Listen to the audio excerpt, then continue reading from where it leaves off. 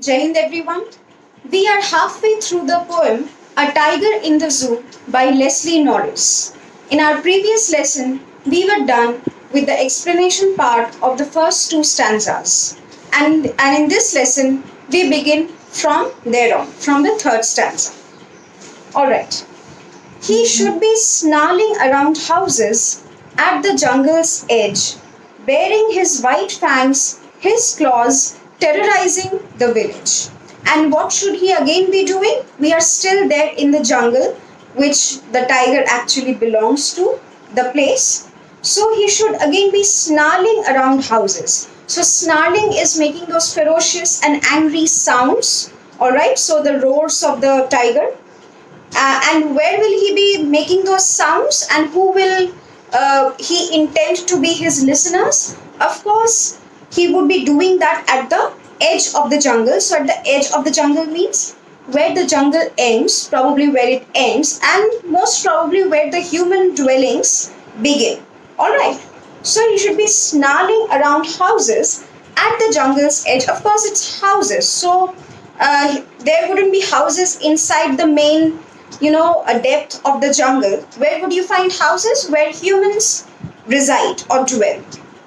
And at the jungle's edge, so we are not talking about a city, all right, or a very posh town. We are just talking about the place probably where a remote village begins, and the residents of that village should rather be terrorized of the mighty creature that lives around them. All right. And along with making those sounds, what will he be doing? He will be baring his white fangs, his claws. Now, fangs are those large, sharp teeth that tigers have. So he'll bare those white fangs, and it will add to the terror factor, to the fear factor. And he will also showcase his great, claws or nails. And in this way, the entire village will be terrorized. Now, here I'm using the word, or even the poet has used the word terrorizing or terrorized, but it's not just the fear factor that works over here, because it's also a state of awe. So the entire village will also be in awe of that mighty creature, of that mighty being. All right. And now we again shift back to the zoo, the setting of the zoo. But he is locked in a concrete cell, his strength behind bars. But where is he actually located or situated? He is actually still locked in a concrete cell. Inside that cell, inside that limited limited space of that cell, he's locked in there, and his strength is behind bars. So strength means, here strength does not just mean power, it also means the entire body of the tiger. So here the figure of speech metonymy has been used, which we will deal with in a little while. So his strength, so remember here this word strength means his entire body. So he's locked up, so the entire tiger is there behind bars.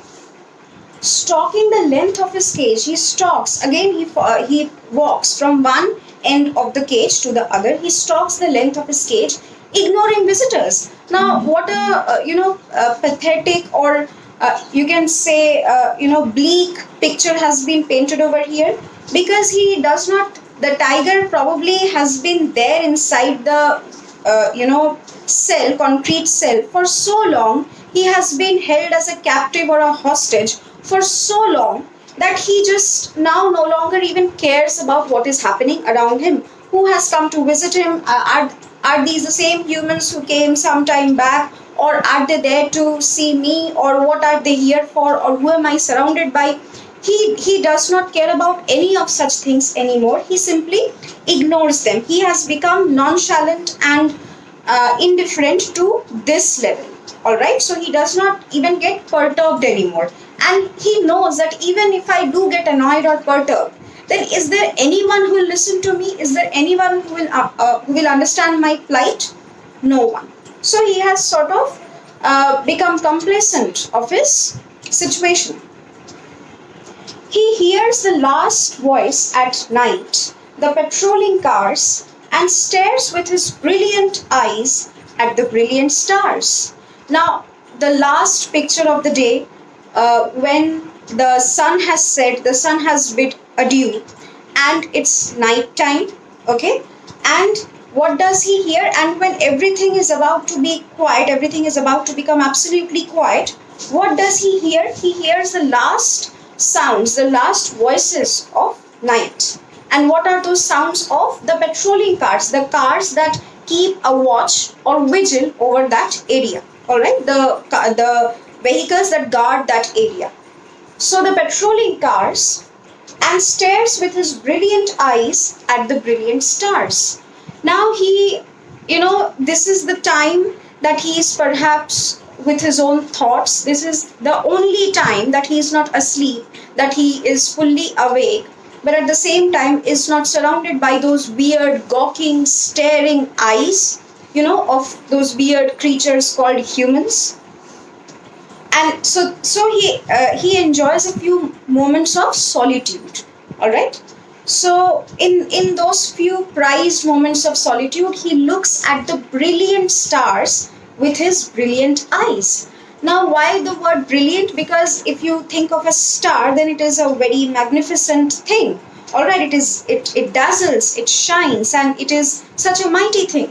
Same is the case with the eyes of the tiger, because the tiger is still the same tiger, and his eyes have still the same sheen and brightness and vibrancy. That hasn't been taken away, even if he has been locked up in a cell. But the brilliancy or the brightness of his eyes still remain. So he stares with his brilliant eyes at the brilliant stars. All right. So that is it for the explanation part. Now we move on to two major things. First we discuss the themes, then we do the figures of speech and rhyme scheme. All right. So as we have done this poem just right now, so you will also agree with me, children, that the very first theme that this poem revolves around is the fact that wild animals belong to the wild, isn't it? Now, how will you feel if one of you is locked up in a room? Now, this is the time of lockdown. How do we feel? We feel suffocated. We feel stifled. We just want to move out and spread our wings. We want to travel. We want to go anywhere we want. But it does not happen. So it is quite relatable, isn't it? So wild animals belong to the wild. The second is importance of freedom and liberty in not just their life, but in every creature's life. Every creature is born with a set of their own, freedom. And they must be, they should be allowed to exercise that. We are no one to take that away from them. Our insensitivity towards these creatures, of course, we the humans think that we are the, Lord of the world, and therefore we do whatever we want. We do weird things for the sake of our entertainment. We lock these beautiful, free, independent creatures up so that we can just look at them and, derive some pleasure and fun, and so that they can entertain us. But it is grossly wrong, isn't it? And of course, animal rights and wildlife conservation. It is one of the major themes. Now, the rhyme scheme. If you look at this poem, the lines of these poems, in the first stanza itself, the word stripes, does not rhyme with any of the other words. So you just simply put A against stripes. Then cage does not rhyme with stripes, so it will obviously be B. Now quiet again does not rhyme with any of the other two words, so it will be C. And then we have rage. All right, rage of course rhymes with cage, so it will be B. So A, B, C, B is the rhyme scheme. But if you look at the fourth stanza, you will find a little difference where the fourth line of the fourth stanza sort of ends abruptly.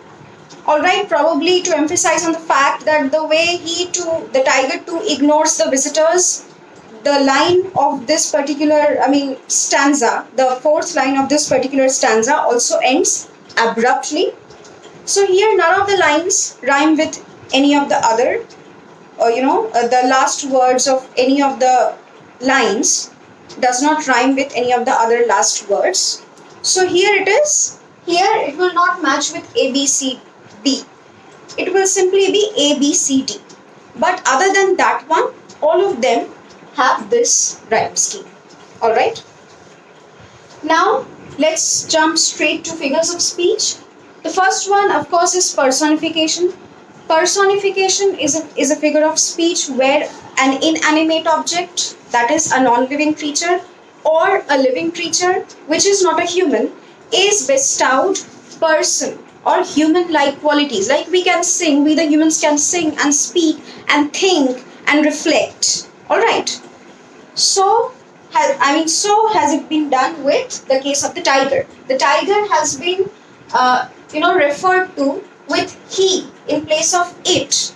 Why? So that we can understand that it too has its own mind, it too has its own set of freedom or rights, alright, and it too can think, it too can feel things like we do.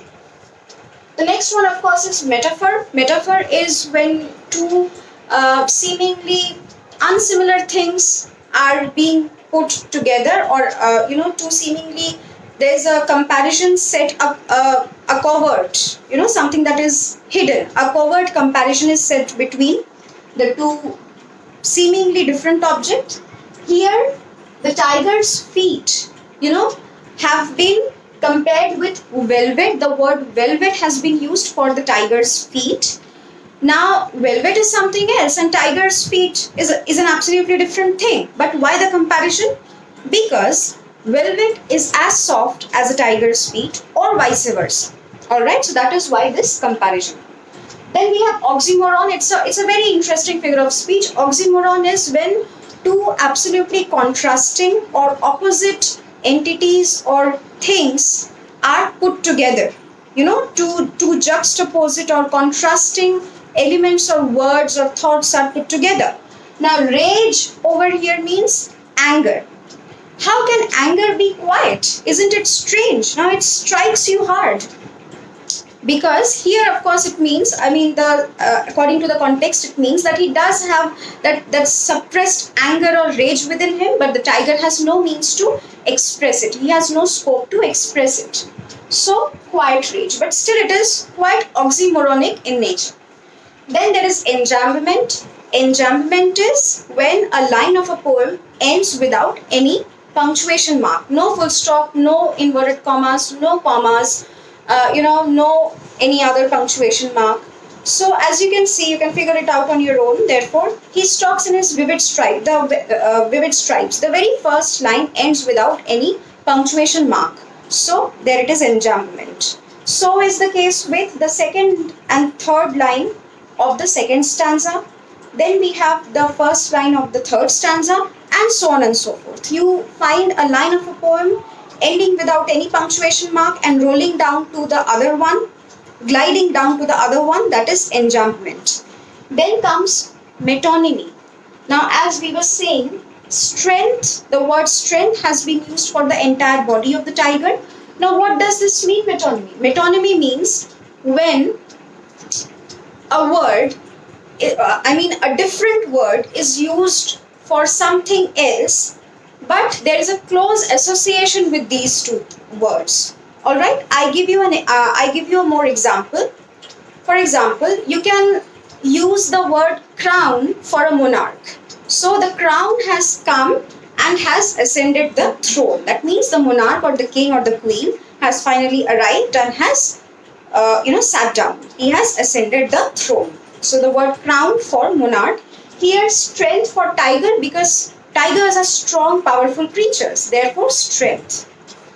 Alright, and the last one is imagery, both auditory and visual. When you read a few lines of a poem and can picturize something, whether visual or auditory or in any other form, that is imagery. You can actually imagine the entire thing right in front of your eyes. This poem is replete with imagery. first of all, you can immediately see, visualize a zoo and a tiger kept in a cage of that zoo, and it, stalks or covers the distance, the length from one end to the other of that limited space of the cage. There it is there. There you find the visual imagery. Then you have auditory imagery. He should be snarling around houses. Alright, auditory imagery. Then you have, the fact that he stares at the brilliant sky, at the brilliant stars with his brilliant eyes. So what a bleak and heart-wrenching picture has been painted over here. You can immediately imagine it and also visualize it and therefore feel it. Alright, so I hope I've covered all the aspects of this poem and you have understood it as well.